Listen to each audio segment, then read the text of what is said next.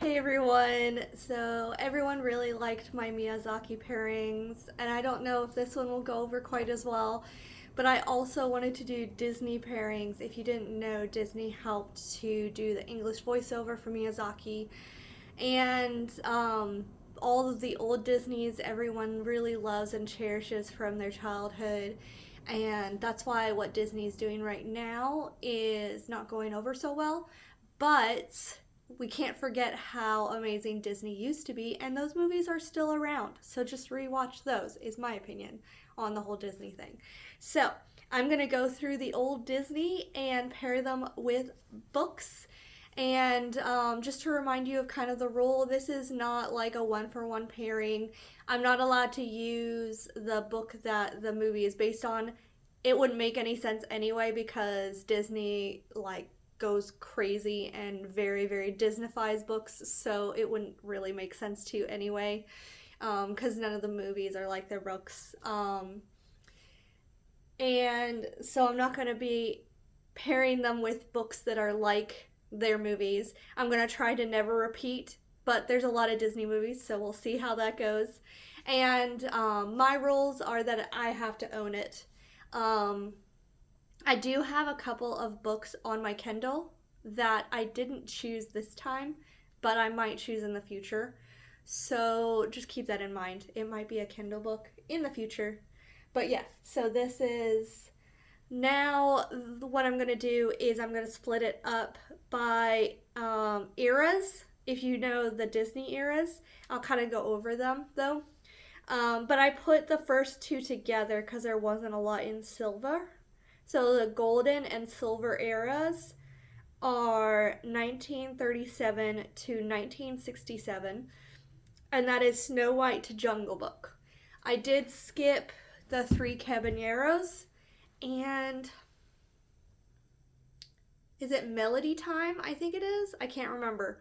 But there are two that I skipped because I've only watched those once and I didn't really watch those as a kid. All the other ones here I watched as a kid or I've watched as an adult multiple times. Like Pinocchio and Dumbo, I didn't really watch as a kid, but I watched them a lot as an adult because they're very beautiful, like artistically. Um, so yeah, that is pretty much it. Oh, the other thing that I wanted, I'm glad I looked at my notes. The other thing I want to say is this is for adults. Please do not look at this video and think that your kids can read these books. They can't. This is for like the classic Disney adult, which is why Disney adults exist because we grew up on Disney and now we're adults. Okay? So this is for adults. This is not for children. Even though these movies, I would say a lot of them you could still show your kids. Some of them don't. All right, let's go ahead and start with Snow White. Snow White is surprisingly dark if you rewatch it. Most people just think of it as like the classic fairy tale and they kind of look down on it for that. But if you think about it, it was really ballsy for Walt Disney to do this. The first time it was full length feature animated film, the first time that happened, and the first time also doing a classic, but also keeping a lot of the dark elements that are originally in the original. So it is surprisingly dark and scary. There are parts of it that traumatized me as a kid. um, but it is also romantic and beautiful, and it's not meant to be taken literally, it's meant to be taken poetically. And so I took that and I say Half Blood Prince. It is darker. It used to be a kid's thing, but now it's a darker thing. And it has poetic beauty and also a lot of dark things happen. So that's why I chose Half Blood Prince, kind of for the tone, the walking through the woods scene, kind of. Yeah, and there's also cute romance in it. All right, next is even darker. Pinocchio. If you don't remember, Pinocchio is very scary and depressing in parts, and it's definitely like a child learning what's good and bad, and the bad parts are really dark and scary. So that's why I chose The Ocean at the End of the Lane. It's a very, very scary book. Um, and if I remember correctly, it has like a child protagonist. It's been a while since I read this. I kind of want to reread it. But it's very dark. And so, yeah, this one makes me think of Pinocchio because it doesn't always go well for the protagonist. Oh, goodness. It's winter, yeah? I'm all snotty.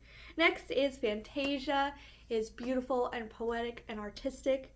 And it's also a collection of short stories. So it might seem redundant now, but I'm always using this. The Chronicles of Avonlea. It's artistic and poetic, and it's a collection of short stories. I wish that I could couple each short story with a specific classical music like in Fantasia. All right, Dumbo. Dumbo was a hard one. It's a very weird story. There's sad parts, there's happy parts, there's trippy parts. If you don't know, Dumbo gets drunk in the movie. Um, so I didn't really know what to pair it with, but it's also kind of a smaller story. So that's why I chose, which is hilarious because the book is huge, Mansfield Park. It's very much like a out in the country kind of story. And there are very sad parts and very weird parts in this book. So this one is probably the most of a stretch of all of them. But yeah, I wasn't really sure about this one, but I choose Mansfield Park. Alright, next is Bambi. Bambi is so beautiful, and when I was growing up, I had the something edition. I can't remember what year it was, but it was some kind of anniversary set, and it had some making of the film on it, and that actually was my first making of film. And when I was younger, I was obsessed with all the making of kind of content. So Bambi was where that started. Seeing the behind the scenes was like my obsession when I was doing like any kind of movie. So like Lord of the Rings, Narnia, like TV shows even. I like wanted to watch the behind the scenes stuff. So that's where that comes from. It actually comes from Bambi because I had the behind the scenes. So Bambi is actually very special to me, and the behind the scenes was amazing. Like the artistry in this movie is so fantastic. If you can find that behind the scenes, I don't know if it's on Disney Plus now, but watch it. It is so beautiful. But anyway, the protagonist kind of grows up in this movie, and he goes from super innocent to having some kind of leadership role. And also the setting is very beautiful. So that's why I chose Eye of the World. It's definitely like farm boy to like leadership role. And that's definitely Bambi because he starts out so innocent. And yeah, it's a really good coming of age story. If you haven't watched Bambi, like you really should. There's beautiful artistry in that movie. Highly recommend. Just like I highly recommend Wheel of Time.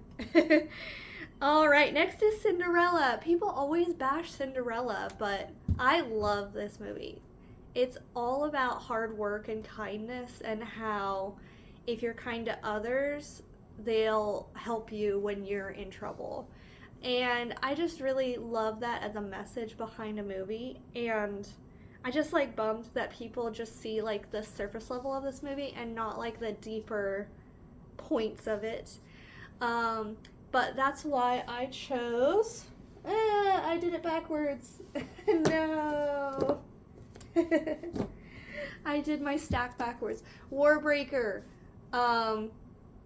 It's about kindness and how they like work hard and they're kind, and that's like why it works out in the end, if that makes any sense. The connection makes sense in my head. I'm sorry. There's a lot of like learning new things and patience and, like I said, hard work in Warbreaker. And I think that, yeah, it works in my brain. I don't know if it works for y'all. Tell me in the comments if that makes sense to you. But yeah, that connection was one of the ones where I was like, Warbreaker. And I don't know why, but yeah. Tell me in the comments if that makes sense, because to me it makes perfect sense.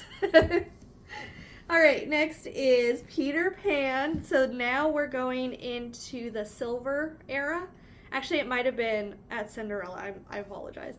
The Silver era, so the next little block of movies with Peter Pan. If you don't know, in the book, Peter Pan is very much an anti-hero. He's very, even in the movie, he's very, very immature. And he's very selfish in a lot of aspects in the book and the movie. Worse in the book, obviously, but in the movie. So that's why I chose Going Postal, because the character just knows that he's not the good guy in this book. And then he kind of surprises himself in the end. But yeah, he's also very immature. So I chose this one. I was almost going to say Small Gods for this one too. Because that main character is also very, very immature. So, yeah, Small Gods could also work for this one, for Peter Pan. Alright, next, 2 more to go, is Alice in Wonderland. I adore Alice in Wonderland. There's really nothing like it. It is so imaginative and special to me, and I feel like so many of my friends didn't like this movie growing up. I loved it. This is just very much my speed. I really want to read the book. I don't know why I haven't, because my mom really likes it. The first 2 books, so I really want to read them. I don't know why I haven't yet. But yeah, it's a crazy, crazy trip. And logic gets kind of pushed to the side because story is more important and the emotions are more important. And honestly, any Discworld book could have gone here because they're very much the same genre. But I didn't want to go obvious, so I chose Hitchhiker's Guide to the Galaxy. Obviously, this is a sci-fi version of Alice in Wonderland, but it's still definitely in the same like genre of absurdist fantasy, but this one's absurdist sci-fi.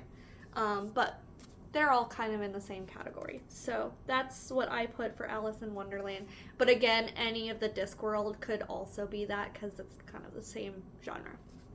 And then finally, Jungle Book. I actually watched Jungle Book a surprising amount when I was younger, because it was like more of a boys movie for a lot of kids, but I actually liked a lot of the boys movies when I was growing up. I watched Peter Pan a lot too. So yeah, I think in Jungle Book, the way I thought of it, because obviously it's quite a stretch, Jungle Book also is a very adult book, which is very funny. I find that like Walt Disney took a lot of adult books and turned them into children's movies. Everyone's like kind of pulling Mowgli in different directions. They all think they know what's best for him, and he is very good at what he's good at, but he's also obviously very ignorant. But like he's growing up where he shouldn't be, like where he doesn't fit in.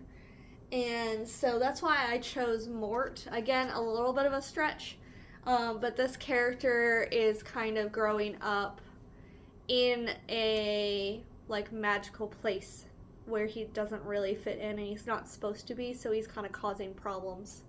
That's how I kind of see it in Jungle Book. It's obviously a lot more than that. It's about humanity, which also is kind of a theme in Mort, more in Reaper Man than Mort, I feel like. But yeah, I think that's some connection. Obviously, all of these are going to be a little bit of a stretch because I'm not allowed to do a one-to-one. But yeah, I think Jungle Book is kind of like Mort. He's kind of growing up out of, like a fish out of water kind of thing. Alright, so let me know in the comments if you can think of any more for these specific pairings. I am going to do a part 2. And let me know if you liked this kind of format, because I would love to continue with the Disney canon. Um, and any other like kind of movie pairings. I might do like a movie pairings of other kinds of movies. But I really, really like this format. So let me know in the comments if you're enjoying these. Yeah. And did you grow up with these movies? Which one was your favorite growing up? My favorite growing up was Bambi, but Fantasia was a very close second, depending on what age I was. But yes, I watched Bambi and Fantasia over and over and over and over again. But I did watch all of these growing up, except for Pinocchio, I watched as an adult. All right. I hope y'all have a great day, and bye.